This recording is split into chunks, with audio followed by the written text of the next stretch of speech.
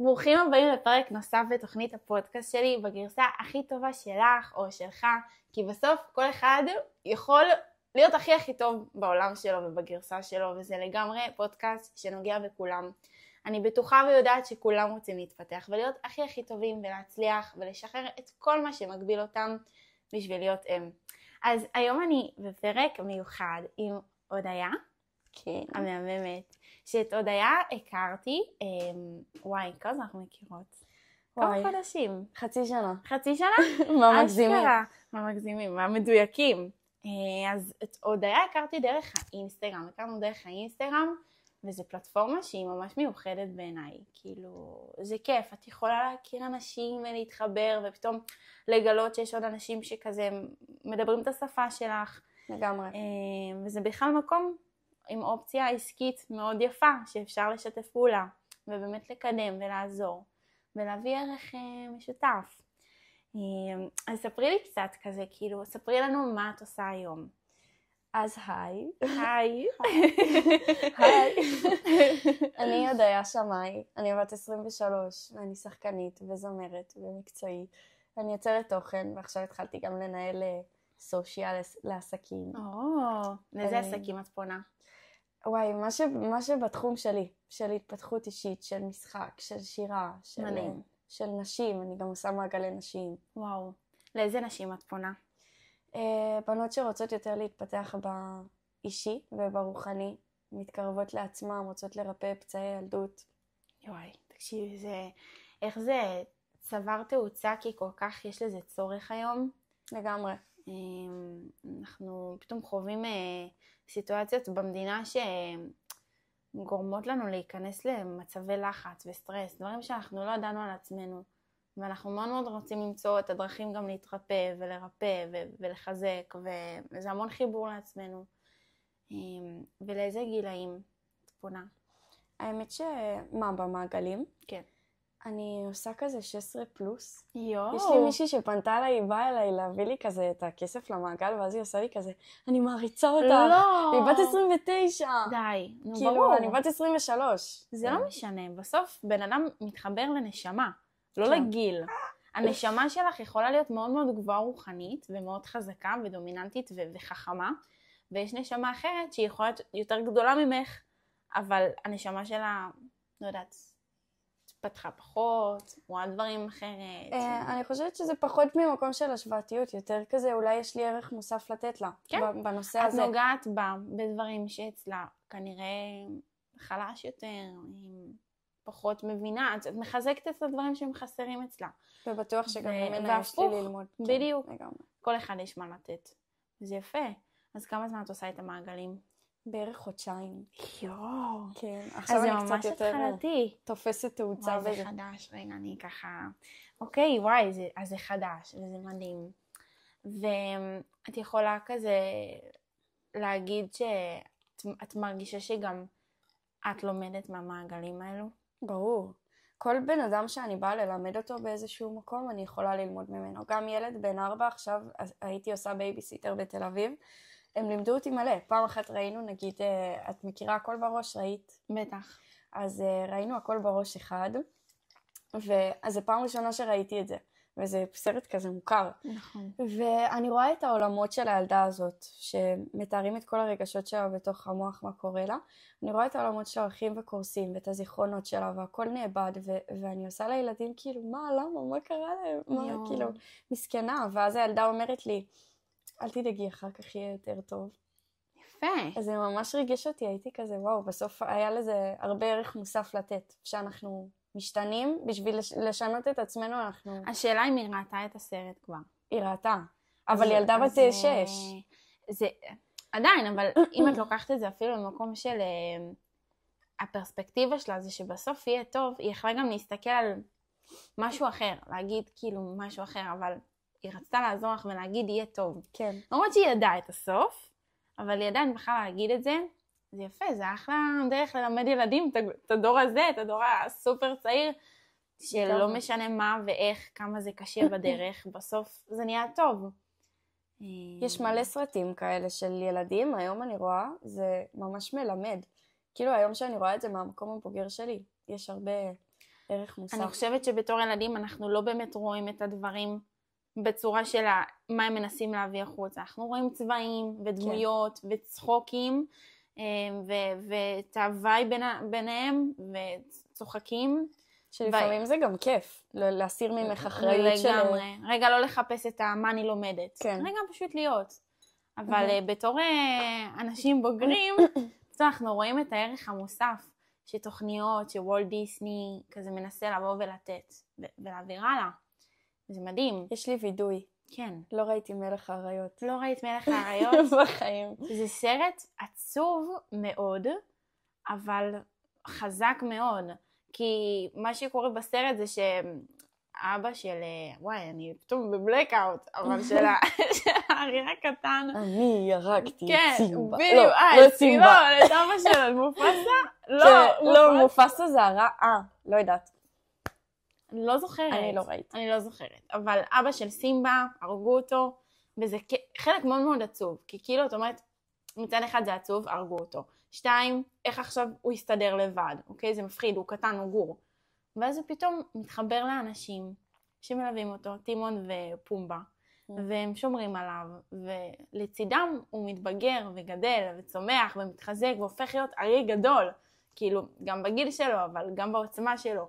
וזה משהו יפה, כי בסוף הוא בא ונלחם מול, איך קוראים לו? זה שהרג את אבא שלו.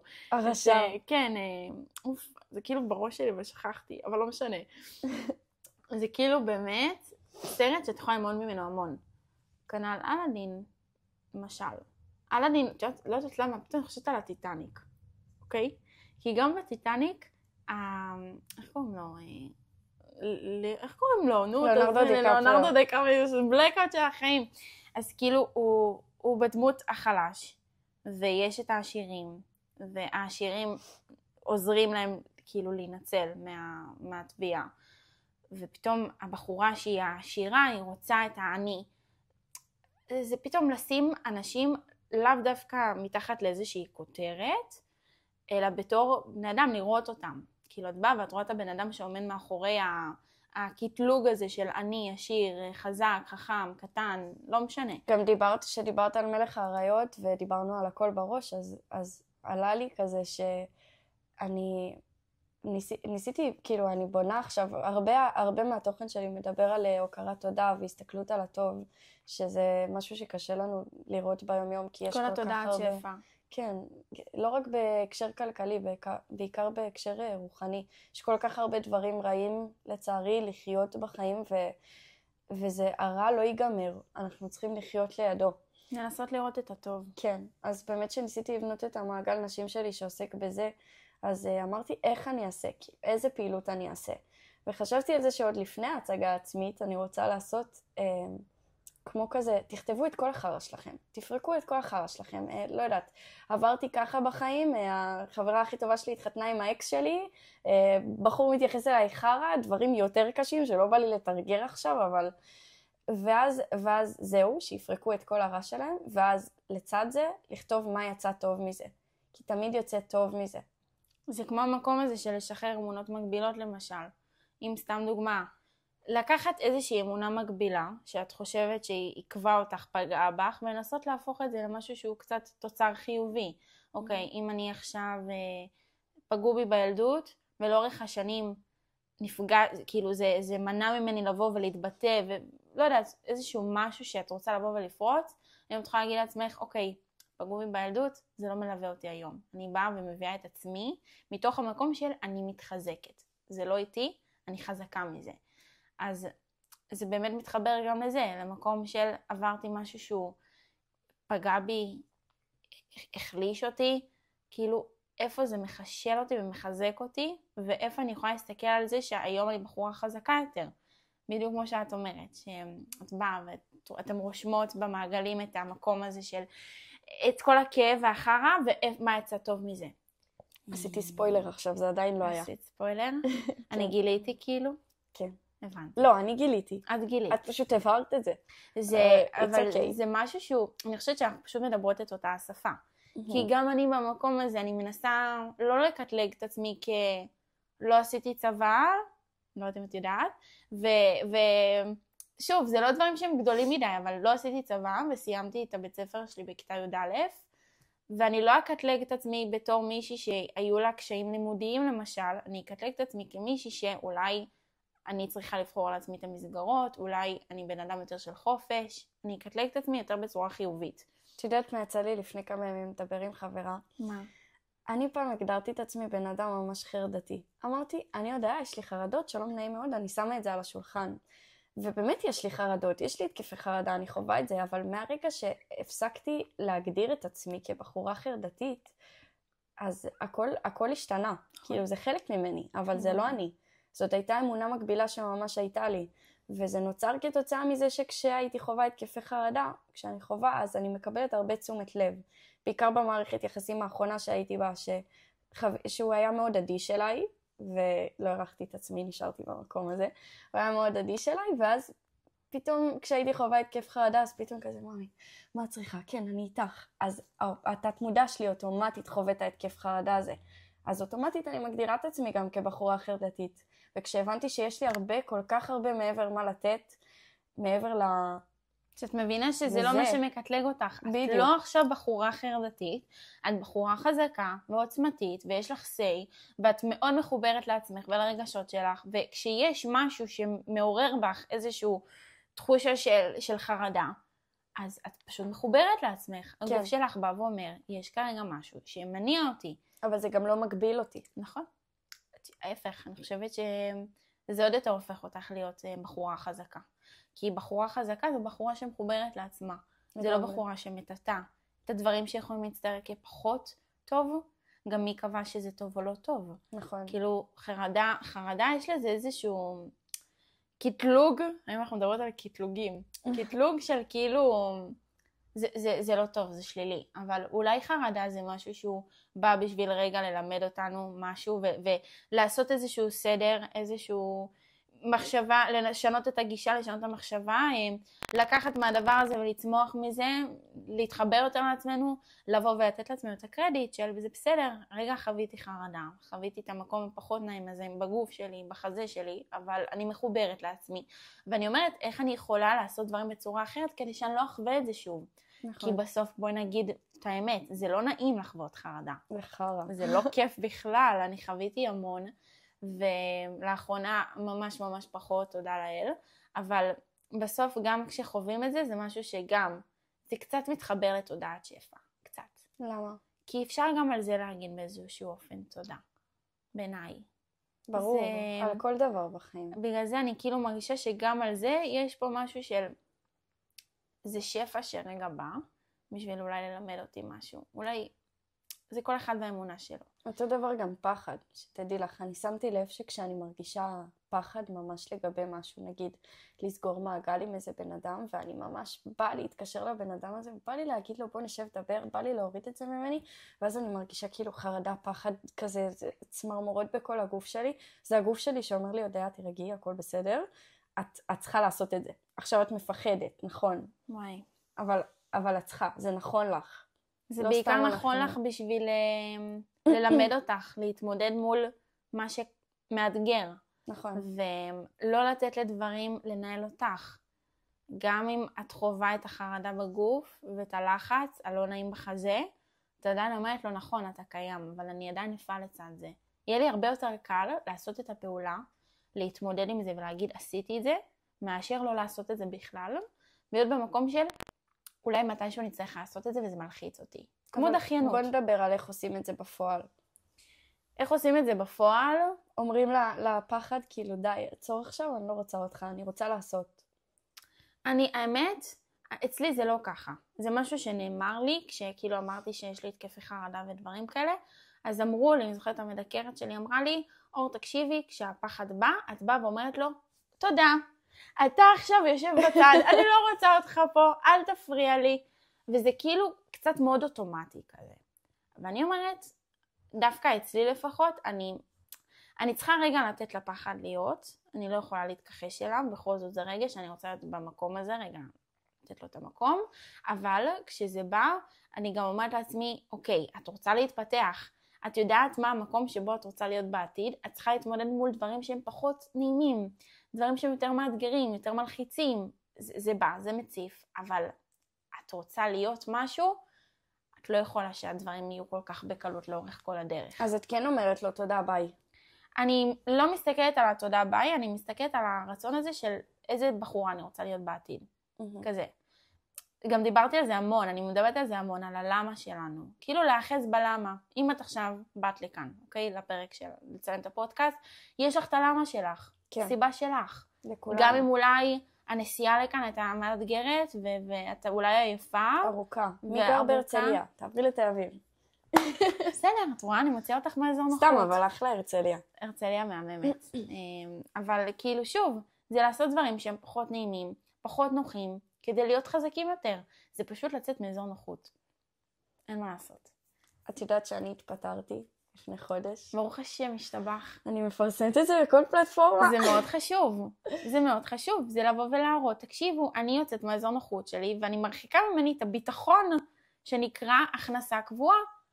שוב. שזה מפחיד, ממש. זה מאוד מפחיד, כי אין כמו להיות במקום בטוח.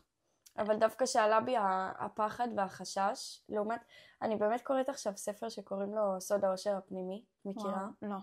זה ספר ממש טוב, אני לא זוכרת איך קוראים לה, רן ממון, לא יודעת, לא זוכרת איך קוראים למי שכתב את זה, אבל הוא באמת מדבר על זה שיש לנו את הרגש שלנו ואת המוח שלנו, ושניהם חושבים אחרת, ולרוב הם מתנגשים, והמוח שלי אמר לי, הוא יותר עקשני כזה ויותר כזה מטיף, לא, ומה תעשי, ולא יהיה לך כסף, ולא תהיה לך פרנסה קבועה, ולא, והרגש אומר, תעזבי את המקום עבודה, זה כבר לא, עזבי, לא טוב לך. יותר, אני אוהבת את המקום הזה, אני עדיין, זה ליד הבית שלי, אני עדיין הולכת לבקר, אבל זה כבר לא מקדם אותך. את לא רוצה את זה כבר, את רוצה להתפתח הרבה מעבר. הרגש אומרת, אני רוצה להתפתח הרבה מעבר, אז זה באמת מלחמה. אז את יודעת מה המשמעות של זה? קראת את כוחו של התת מודע? וואי, לא, ויש לי את הספר הזה איזה 3 שנים. זה הספר הראשון שקראתי כנראה, בצורה מאוד פרקטית, וכאילו נתתי לזה את המקום, וזה הספר ששינה לי את החיים. אני חושבת שמאז שקראתי את הספר הזה, זה היה לפני 2, ביום כיפור, או 3 שנים, זה היה הספר ששינה לי את החיים. ומה שאת מתארת עכשיו, זה המקום של המלחמה מול התת מודע למודע. זאת אומרת, מה זה התת מודע? התת מודע זה ריחות, אמונות מגבילות, זיכרונות, חוויות, דברים שפעלת בעבר. המודע שלך היום זה מה את היום מרגישה ורוצה. מה את היום צריכה.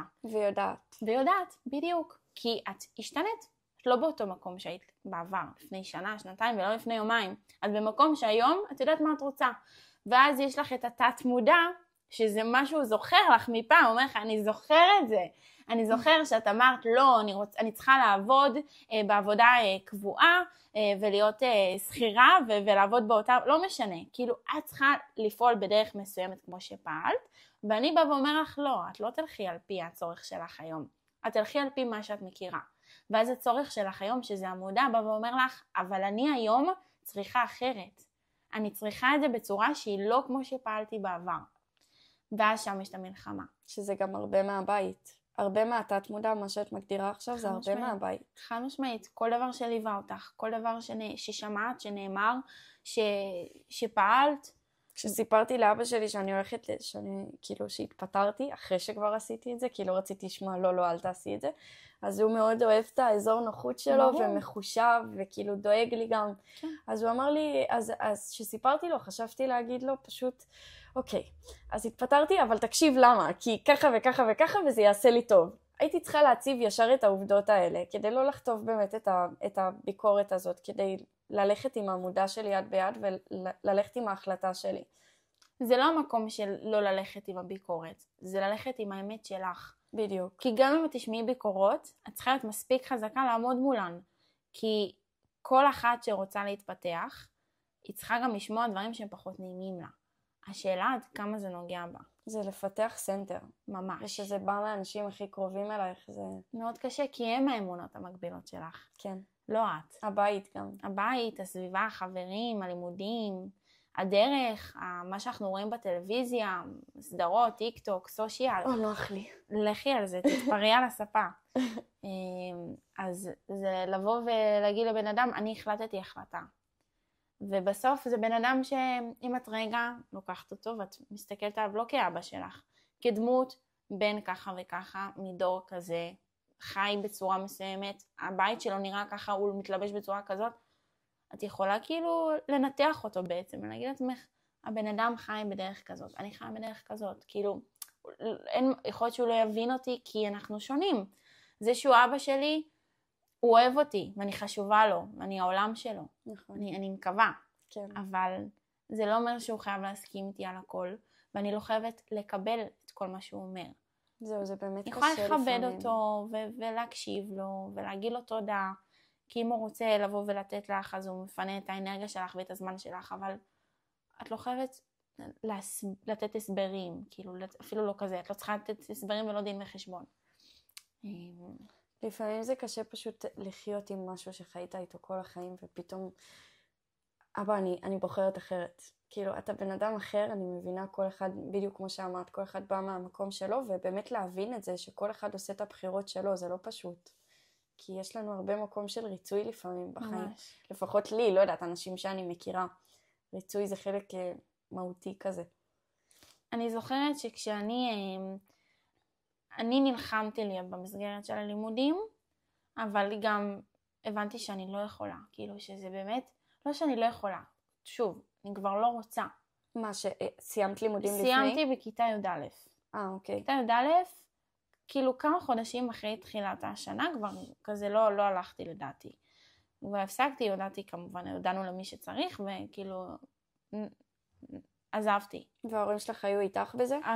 כן, הם היו איתי. יפה. ואני זוכרת שכאילו, את הפעם הראשונה שאני יושבת מול אבא שלי, אחרי שאני מדברת על זה כבר עם אמא שלי לדעתי, ואני אומרת לו, אבא, אני לא רוצה ללכת לבית ספר, אני לא רוצה, כאילו לא טוב לי, לא מבינים אותי שם, לא מכבדים אותי שם, המערכת החינוך הזאת, אני לא מסכימה איתה בשום צורה, אין לי שום רצון כאילו לבוא די, נלחמתי יותר מדי, וזה היה לו מאוד מאוד קשה, כי בסוף ההורה, מה זה הורה? בן אדם כשהוא גדל על אמונות מסוימות ועל דרכים שצריך לפעול ככה או ככה, ואז פתאום בא מישהו ומנפץ אותה בועה, אתה רוצה להילחם על זה שלו, שהוא לא יעזוב.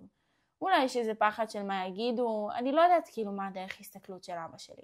בסוף הוא קיבל את זה והוא תמך בי לאורך כל הדרך. מול כל מסגרת הלימודים, אני חושבת שלא הייתי עוברת את המסגרת הזאת, לולא התמיכה והחיבוק של אבא שלי.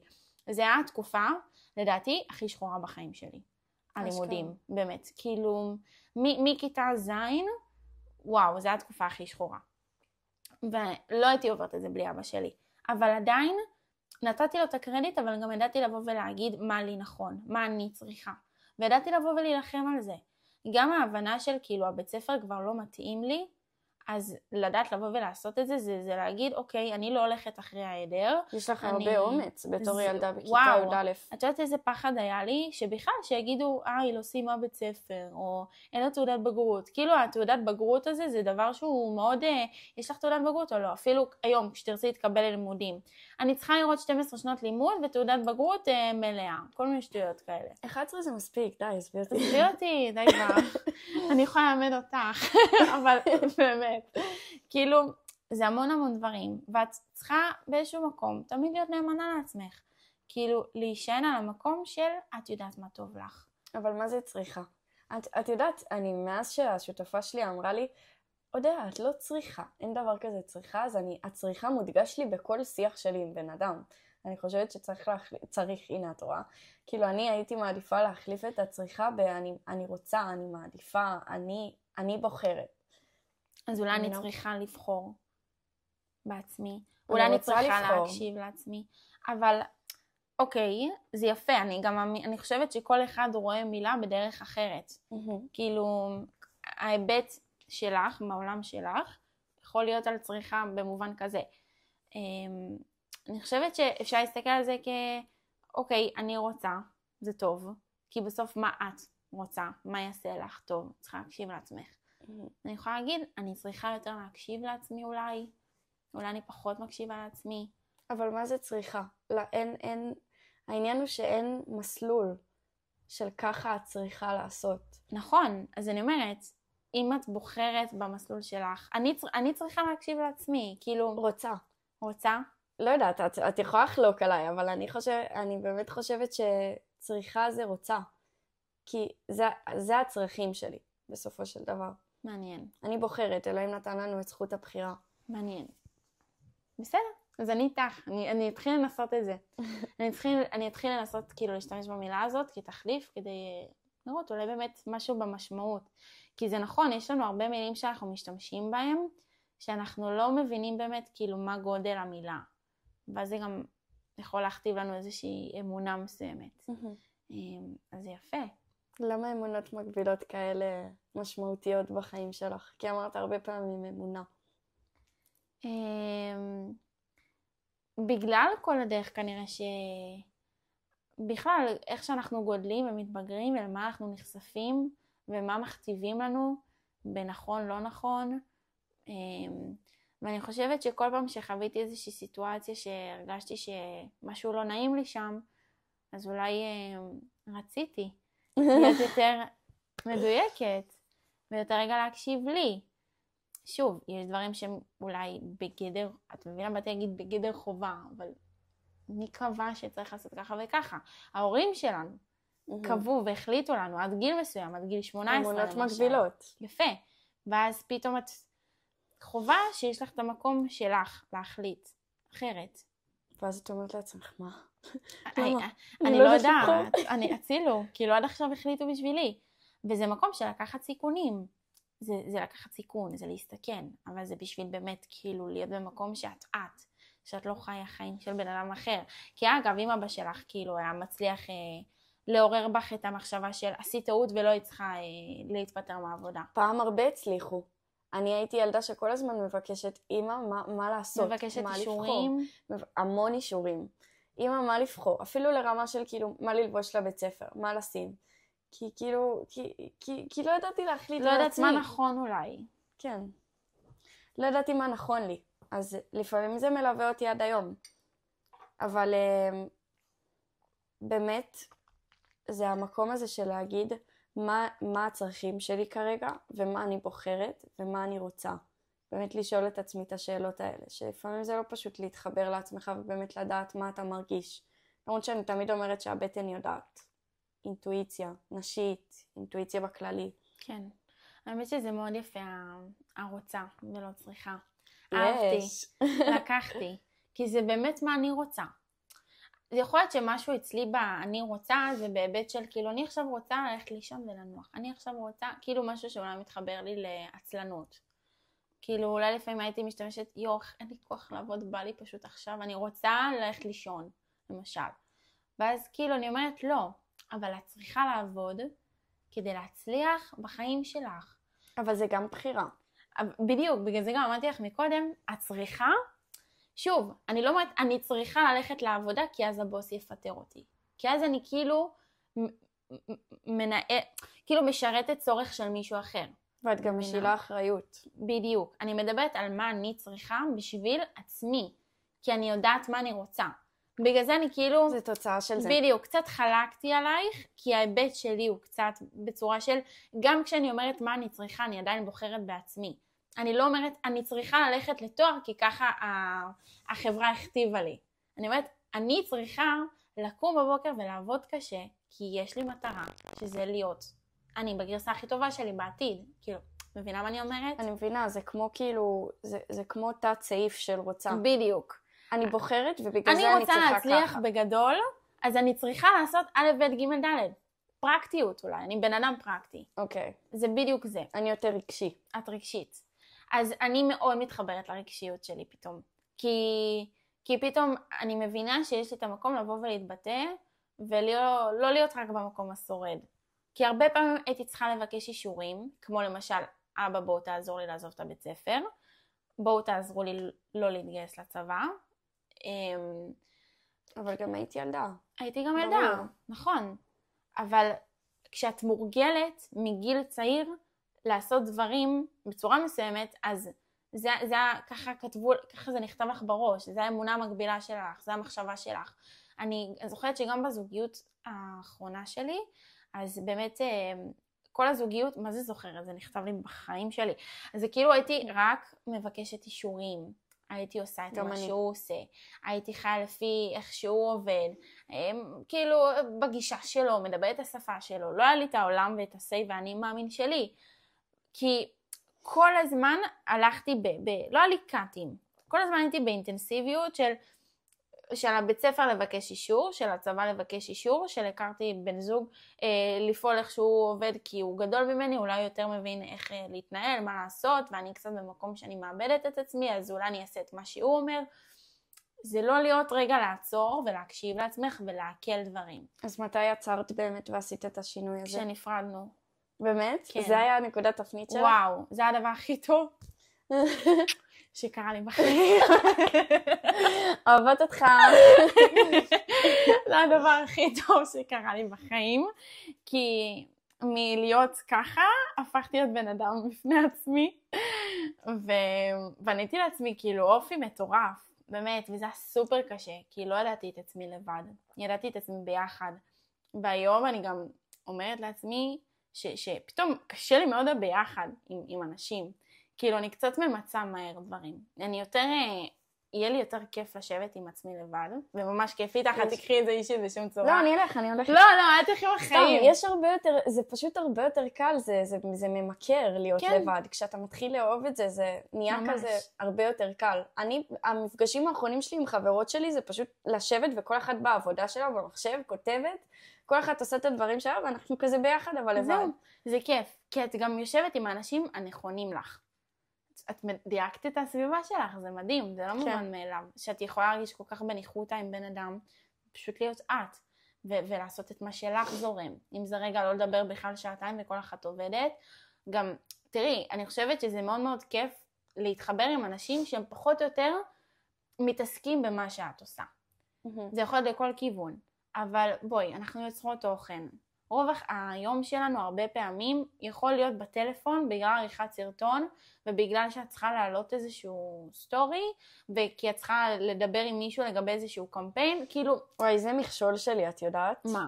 בבית שלי בתל אביב אני מרגישה הכי בנוח, אבל כשאני חוזרת לבית של ההורים ואני פתאום בטלפון ואני באמת עובדת כי זאת העבודה שלי, אז... וואו.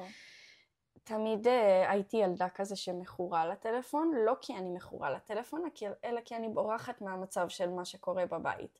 אז אוטומטית נהיה עליי טייטל בבית של מכורה לטלפון. אז עכשיו כשאני חוזרת ואני עובדת, תעזבו את הטלפונים, נו בוא נהיה ביחד, ואז את מרגישה רע עם עצמך. את אומרת להם? לא, הם אומרים לי. הם אומרים לך. כאילו לילדים. ממקום של באמת לרצות לגבש ולהיות כמשפחה, אבל עדיין אני עובדת, זה לא שאני מכורה לטלפון, אני לא בורחת מהסיטואציה. אז נהיה לי איזו קונוטציה שלילית על זה קצת. על המקום הזה. כן, לפחות בבית, כי בבית שלי אני מרגישה בנוח. ואת מבקרת את הבית הרבה? אני מבקרת כזה פעם בחודש, כי עבדתי בתל אביב. עכשיו שאני עובדת מהבית, אז הכל מאוד גמיש. הבנתי. אבל יש לי את הסביבת עבודה שלי. אני חושבת שזה... את מרגישה שאת שלמה עם עצמך? וואי, איזה שאלה. אני אגיד לך למה אני שואלת את זה. כי זה בדיוק אותו דבר מול אבא שלך. את באה ואת קצת רוצה את האישור שלו. לא לבכות. חיים שלי, אני פה. את קצת רוצה את האישור שלו. את קצת כאילו אומרת לו, אבא, אני עזבתי את העבודה, תגידי שזה בסדר. כן. נכון? באיזשהו מקום, כשאתה כל כך אוהב בן אדם וכל כך מעריץ אותו, אני מעריצה את אבא שלי. אבא שלי החזיק את הבית מגיל מאוד קטן, עבד במלא עבודות, פתח עיתון, פתח מלא עסקים, מעריצה אותו שהוא החזיק אותנו, והוא נהיה כמו איזו דמות מאוד משמעותית בחיים שלי, שזה גם, אגב, אני משחזרת את זה במערכות יחסים. לגמרי. והוא נהיה דמות מאוד משמעותית בחיים שלי, שעדיין אני מרגישה איזשהו צורך לקבל ממנו אישור על זה. אז זה לא קורה לי עם אנשים אחרים בחיים. אני מאוד שלמה עם מה שאני עושה. ואם רגע ננסה להסתכל על זה בהיבט של אני מכבדת את הדעה שלו ולא מבקשת את האישור שלו. זה נקודה יפה. כי זה אומר שאת עדיין יכולה לבוא ולרצות לשמוע ממנו משהו. כי את סומכת עליו. זה לא צריך להיות שחור או לבן. אני יותר במקום הזה היום. כי את מתחזקת יותר את המקום של אני שלמה עם מה שאני עושה. עם הסנטר שלי. בדיוק. גם אם זה במקומות שהם הרגישו לך לא שלמים. שאת צריכה רגע לרצות, שאת צריכה לעשות לפי מה שהכתיבו, ואת חוזרת לאותן נקודות שהן יותר כאובות אצלך, ואת צריכה להיות שם את, במקום שאת מרגישה יותר שלמה. את בוחרת להיות שם את. ממש. ואני חושבת שלפחות בתור התחלה, עד שתהי יותר את בתוך הנקודות האלה שהן יותר כואבות, בתוך סיטואציות, אולי תנסי להסתכל על זה בהיבט אחר. בהיבט של, אני לא מבקשת ממנו את האישור, אני מכבדת את המילה שלו. אבל עדיין, בסוף אני בוחרת להקשיב לי, כי אני יודעת מה אני רוצה. נכון. וזה מדהים. זה כאילו, זה סוגר הכל. ממש. זה משלים את הפאזל. העליתי לפני כמה ימים סרטון לטיקטוק, שאני פורקת שם הכל ומתכחשת לזה שרואים. העליתי סרטון לטיקטוק שאני אומרת שאני עשיתי כזה טיול עם הבייבי שלי, באתי להגיד עם הבובי, עם הכלב שלי.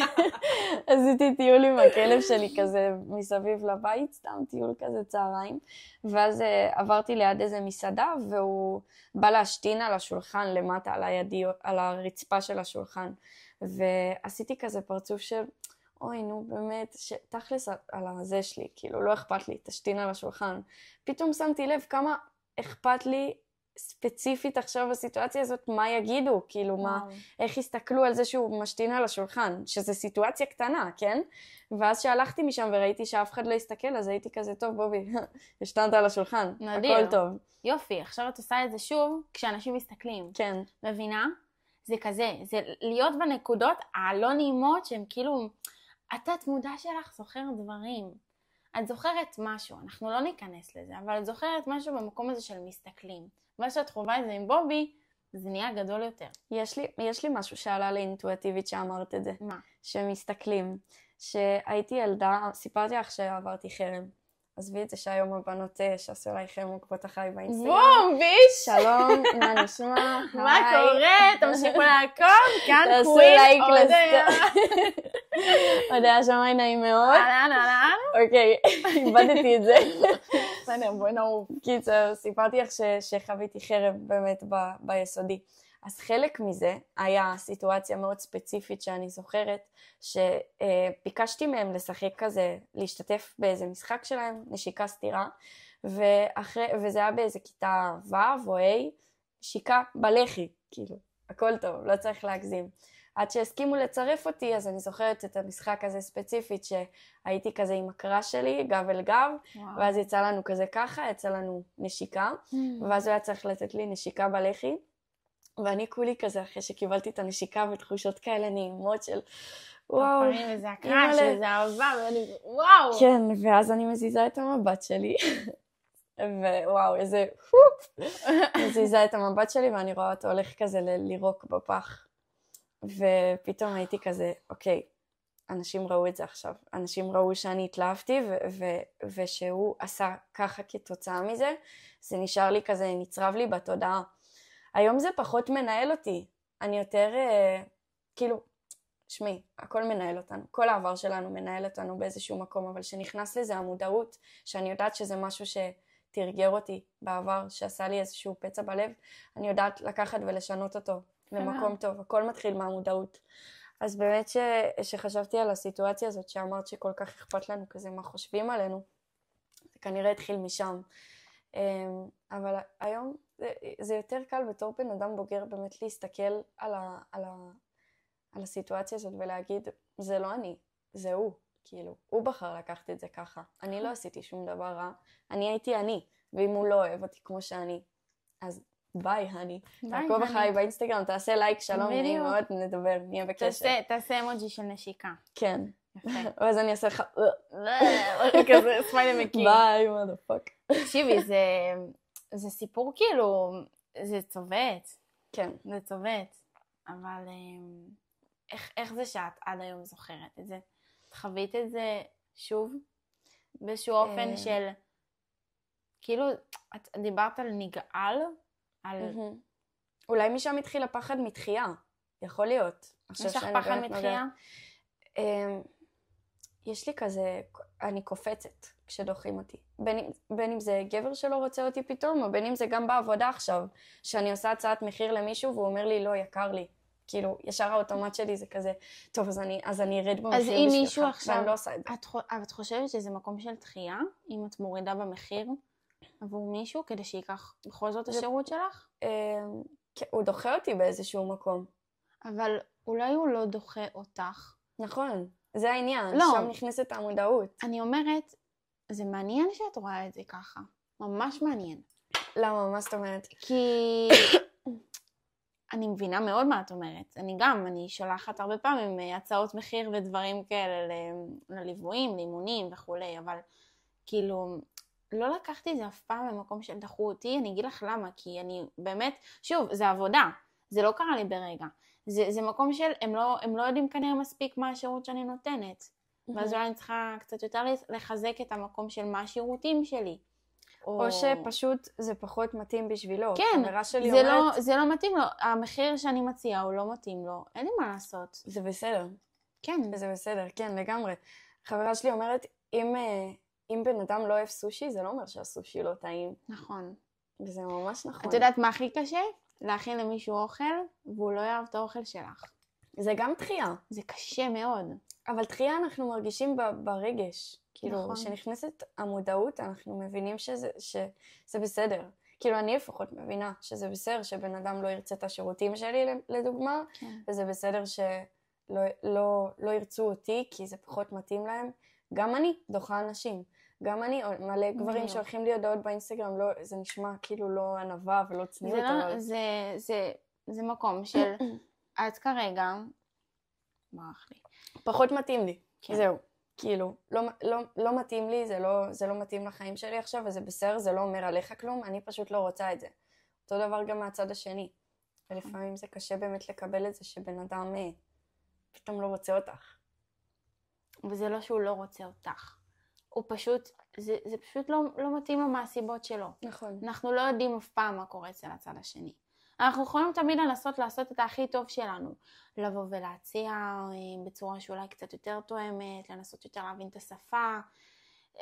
אבל הכי טוב זה לבוא ולהגיד, אוקיי, כמו שלי יש את הצרכים שלי, ובן אדם יכול לבוא ולהציע לי, אתה רוצה קפה? ואני לא רוצה קפה, אז אני פשוט לא רוצה את הקפה. זה להגיד לפעמים שזה פשוט. פשוט כאילו לא להגדיל את זה ולהגיד זה פשוט לא בא לי, פשוט אני לא צריך, פשוט אני לא רוצה, פשוט זה לא תואם את היכולת שלי כרגע. את יודעת אבל מה אני חושבת, מה עלה לי עכשיו? מה עלה לך? הפחד מתחייה יכול להתרפות באמת, כשאנחנו נלמד להגיד לא לאנשים אחרים. וואו, זה מאוד נכון. אני הרבה פעמים הייתי במקום שאני כאילו, זה לקח אותי קצת למקום אחר, כי אני אומרת לעצמי, אנחנו נתרפא כשאנחנו נוכל לעשות את הפעולה ההפוכה. סתם דוגמה, אם אני הרבה פעמים הרגשתי שאני הרבה פעמים צל של מישהי, אז רגע לבוא ולהיות דומיננטית. לא כי אני עכשיו רוצה לבוא ולהראות ולהיראות, כדי להגיד לעצמי שיש לי גם את היכולת להיות במקום הזה. זה לרפא פצע. בדיוק. זה לא אומר שאני אשאר שם לנצח, אבל זה כן לפחות יראה לי, אני מראה לעצמי שיש לי את היכולת לעשות הכל. בין אם זה להיות דומיננטית, בין אם זה להיות שקטה יותר, בין אם זה להיות, זה פשוט להיות אמיתית. וכשאת באה ואת אומרת את האמת שלך, את, אבל את יכולה להגיד אותה בכל דרך, בכל צורה. זה מתחבר גם לריצוי. כאילו לבוא ולהגיד לבן אדם כן, אבל את לא רוצה, יצא לי קליק מהברך. כפרה עלייך, מבורכת. זה לדעת לבוא ולהגיד את האמת שלך, גם אם זה כאילו לא תמיד יישמע נעים. כמובן שבצורה מכבדת ונעימה. ולהגיד אותה קודם כל מול עצמך. ממש. פשוט רגע להקשיב למה את רוצה, למה את צריכה. אני המון הייתי בן אדם מרצה, המון. בעיקר בגלל שלא תמיד ידעתי מה אני רוצה. וחשבתי שבן אדם אחר ידע בשבילי יותר טוב. והיום אני במקום של, אני אקח לעצמי את כל הסיכונים שבעולם, אני יודעת מי אני רוצה להיות, אני יודעת איזה בחורה אני רוצה להיות, אז אני לא אקשיב לאחרים. אני כן אקשיב, אני לא בטוח אקח. רוב הסיכויים שאני אקח משהו קטן ממנו, ובסוף אני אעשה את מה שאני מאמינה, כי בסוף זה החיים והדרך שלי. אבל זה באמת מתחבר לזה.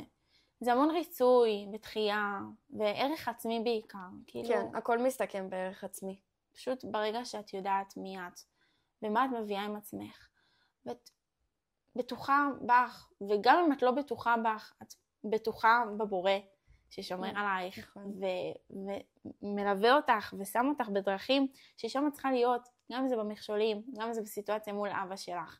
זה בדיוק השיעור שהיא צריכה לעבור, וגם זה בדיוק הנושא שהיינו צריכות לעלות, כדי שאולי אצלך עכשיו ישנה לך קצת הפרספקטיבה.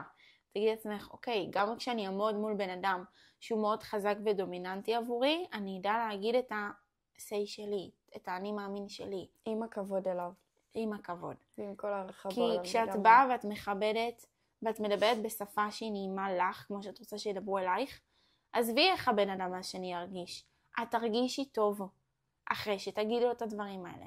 כי לבוא בזעם ובכעס, זה ישאיר אצלך את התחושות אחר כך. זה למדתי כשהייתי בסמינר ערכים, את מכירה?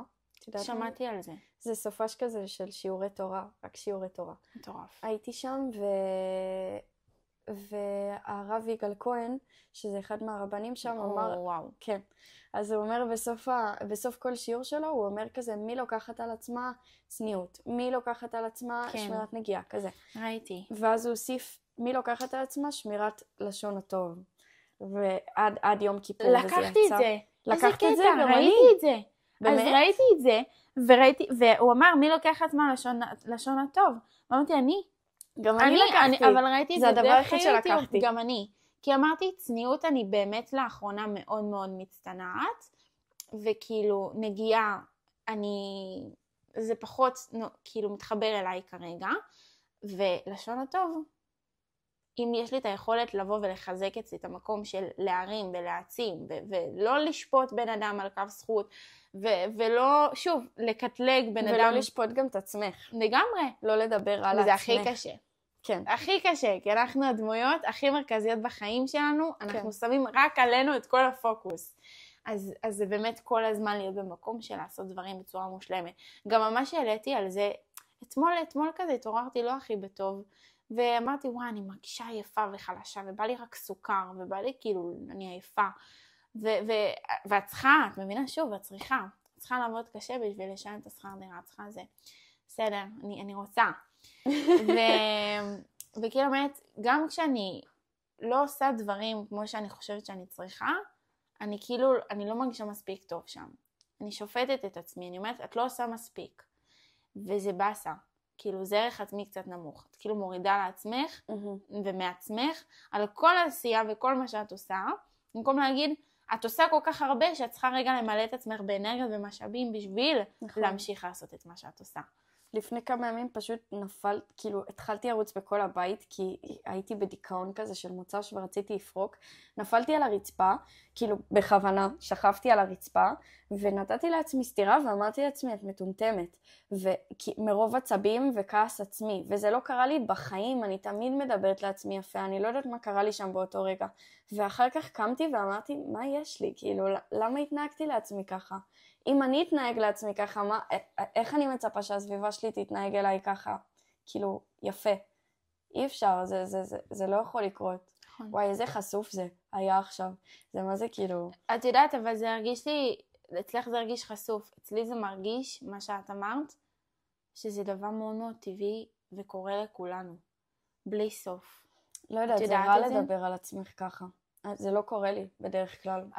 אבל את יודעת, הניצחון שלך זה המקום שבו את אמרת, למה שאני אדבר על עצמי ככה, אם אני לא רוצה שאחרים ידברו אליי ככה. אני חושבת שזה ניצחון אצלך, אני לא מכירה את העבר שלך. אני יודעת שאני נגיד, הרבה פעמים כאילו שפטתי וכעסתי על עצמי, על דברים שעשיתי, שהיום אני אומרת לעצמי, זה היה הבחירות הכי טובות שעשיתי בחיים שלי, באמת. אבל כאילו והכל מדויק. וואו, ולדעת לבוא ולהגיד, לא, אני לא אדבר על עצמי ככה, מגיע לי להעריך את עצמי, זה ללמוד להיות החברה הכי טובה של עצמך. כן, זה עוד שלב קדימה. ממש, זה לחבק אותך ולעטוף אותך, לא משנה מה. וזה באמת באמת, בסוף להיות שלמות ומחוברות לעצמנו, בכל רגע, זה הדבר הכי קשה. ואני כבר כמעט לא אומרת את המילה קשה, לפעמים זה עוד בא לי, זה הכי מאתגר. אני גם החלפתי במאתגר. זהו, אני כבר בשנה האחרונה ממש החלפתי את זה למאתגר. לפעמים אני כן אומרת קשה, אני לא יודעת למה, כאילו מה המשמעות אצלי במוח כזה של קשה, אבל אולי כי זה כאילו מילה שמאוד משתמשים בה, אז אולי זה עושה לך קונוטציה שלילית למשהו. יכול להיות שכאילו הקשה זה יותר קשה אצלי במהות של סיטואציות, מאשר מאתגר, שזה אתגר זה מכשול בשבילי. ואני רוצה להפוך כל סיטואציה שהיא קשה, אני לא אגיד יותר את המילה קשה, אבל כל סיטואציה שהיא קשה למאתגרת. כי מה שהיום מאתגר אותי, מחשל אותי, אני לומדת מזה, מחזק אותי, ומשם אני מתפתחת דרך זה, ומשם אני בצמיחה אינסופית. לגמרי. אז מדהים. איזה כיף. אנחנו צריכות לעצור כי זה כבר נהיה ארוך מדי. אוקיי. בסדר? אבל כיף לי להמשיך. טוב. מה המסר? לא מסר, איך את יכולה לסכם את השיח, את האמונה שלך היום, עם המודעות שלך להיום? את כל מה שדיברנו עליו? לא. איך את יכולה להגיד במילה אחת, במשפט, מה ה-say שלך, מה האמונה שלך? מה את רוצה להפיץ החוצה? וואו. מה אני מאמין שלך? להיות טובים קודם כל בשביל עצמנו, ואז יהיה לנו לתת לסביבה שלנו. זה הכי ה-say שלי בעולם. וגם אני דופקת לעצמי סתירה. אבל זה נכון, כי את מנערת את עצמך. אני כל פעם את החברה הכי טובה שלך. נכון, זה גם הזוגיות הכי ארוכה שהייתה לי בחיים. מדהים, ושתהיה לנצח. כי בסוף, כשאת מנערת את עצמך, את החברה שבאה ואומרת לך, לא, את לא תדברי ככה. כן. זאת החברה החלומית של כולנו. כולנו רוצות חברה כזאת שתבוא ותדחוף אותך קדימה, ותעצים אותך ותחזק. אני האחות הגדולה שלי. מושלם. מושלם. איך את מסכמת? מה המסר? להיות 10. מה המסר להיות 10? מה המסר? איך אני רואה את הדברים? אני חושבת שבאמת באמת להיות באחווה נשית. לא יודעת למה. מרגיש לי שכשאנחנו נבוא וכאילו פשוט נעצים את הטוב, הטוב יתבהר אצלנו. להיות כאן ועכשיו. זה לגמרי. לא לעצור. להמשיך לחלום. לחלום בגדול. בגדול, בגדול, בגדול. להגיד לעצמנו את הדברים שנראים לנו יותר מדי גדולים, אבל פשוט להאמין בהם. להיות אנחנו, באמת להיות אנחנו. לא לפחד מכלום. החיים באמת קצרים. החופש להיות אני. החופש להיות את. יש מישהו שאני מגדירה אותו כאהבה. נגיד, אפשר להגדיר אנשים בצורה חיובית בעיניי. אני מגדירה את הבן אדם הזה בצורה שהוא אהבה, שהוא כאן אהבה וגדולה ולתת ולעזור, כאילו זה מבחינתי אנרגיה של אהבה. אני חושבת שבהגדרה שלי אני אנרגיה של חופש. אני באנרגיה של לעשות דברים בצורה שאני מרגישה בה שפשוט נעים לי וטוב לי, וזה המקום הזה של תמיד להיות מחוברת לעצמי. אם אני לא מחוברת לעצמי אני לא ארגיש שאני בחופש. נכון. אז אנרגיה של חופש זה אנרגיה ממש ממש טובה. וזה לגמרי משהו שאני מאוד מאוד רוצה להיות בו. חופש כלכלי, חופש לקום ולהפיץ טוב, להפיץ אור. זהו. היה מדהים, איזה פרק, וואו, תקשיבי. אני מרגישה, בכנות, אני כאילו הייתי היום עייפה, באמת, אני עייפה בימים האחרונים, וזה מילא אותי. איזה כיף. זה עשה לי ממש טוב. גם לי היה כיף לדבר איתך. מושלמת שאת. תודה רבה שבאת. תודה רבה שהזמנת. מדהימה. וואו, אני כל כך חייבות כל כך עוד הרבה כאלה. יאללה. בתל אביב. בתל אביב, בסדר, אני אבוא, יש חניה. יותר מ-500 מטר, כי יש חניון. וואו. יותר מ-500 מטר מהבית שלי זה רחוק. זה כאילו, איזה תל אביבית. את בסדר.